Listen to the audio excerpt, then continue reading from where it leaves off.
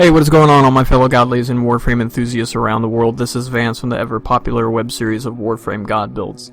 And Lord of Admirals, one of my viewers, suggested that I cover Lenz and Jat-Kusar. He would give me 2 days to do this. Well, now that the research is finally done for our clan dojo, I thought that I would give the Lenz and the Jat-Kusar both a whirl. And I've got to say at this point that I think that Jat-Kusar and Lenz both are essential to anyone's inventory. If you're not rocking these weapons, you're just not doing it right. You've got to play these weapons at least once in your Warframe lifetime, because they're really fun, they do great damage, and I can't imagine anybody not liking them. So let's just get straight into the Lenz. So the Lenz is a bow and arrow. However, it does not behave like a bow and arrow. Instead, it behaves like an Auguras or a Penta. What it does is it deals initial AoE damage when it first makes contact wherever the projectile is traveling to. After that, you have a certain amount of time before the detonation will insta-kill you if you are in the range, because the timer is based off the sphere that it creates when it hits wherever it's going. After that timer is done, it does massive crit in a certain explosion. So getting straight into my build for this, I put Infected Clip, Stormbringer, Point Strike, Vital Sense, Split Chamber, Hammer Shot, Speed Trigger, and Serration. Now this is going to work really well for both Corpus and Infested factions. I do, however, run into a little bit of trouble when I fight the Grineer, but just keep in mind that I'm also using this on a Trinity, so Trinity doesn't have that much of an issue dealing with the Grineer. As a side note, if I time my bless right and I can't get out of my own blast radius, then I sometimes cheat death by making sure that I don't get down by my own self-damage.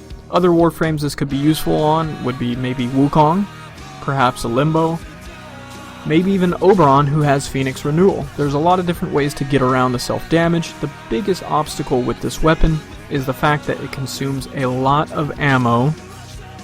And by that I mean it has a very small capacity for ammo, so you will be running out of ammo very quickly. However, I counter that with the usage of Carrier Prime. Carrier Prime that's the only reason why it's in this loadout, and that's the only reason why I would suggest it for this loadout unless you wanted to use rifle ammo mutation. But the interesting thing about the Lenz is the fact that it uses both bow mutation and sniper mutation. It's very strange. You can see here how I'm clearly able to put an arrow mutation, and then if you scroll on down to the S's, where you will find also sniper mutation. I don't know if this is intentional or if this is a bug, but the rifle mutation is definitely missing from this pair, and it's very awkward, it's very strange. I've not seen any primary act like this.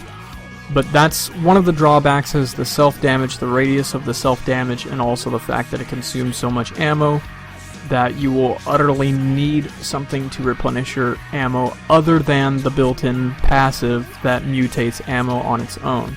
It's very handy for this weapon to mutate ammo, but it's just not strong enough for me to recommend it on its own. It needs something else to mutate ammo as well. Now, if we jump over to the Jat-Kusar build, I am using this on Limbo, primarily because I want an excuse to use my melees while I have everything in stasis. And this is one of those weapons that has one of those brilliant fancy mechanics. On top of it doing great melee damage for any type of crit expectations, you can use Defiled Snapdragon with Berserker, Prime Pressure Point, Fever Strike, Shocking Touch, Prime Reach, Prime Fury, True Steel, and Organ Shatter, and this is going to shatter anyone's dreams of defeating a Tenno anytime soon. But on top of that, you can hold the charged melee attack and also launch a Fiery Ball of Destruction. Now, what this is good for, in my opinion, is to do your Rift Surge, and sometimes you will have enemies that have been shot into the void even though they're not inside your Cataclysm. Oftentimes I will find myself on the inside of the Cataclysm shooting this fireball on the outside and still nailing the enemies on the other side who are banished.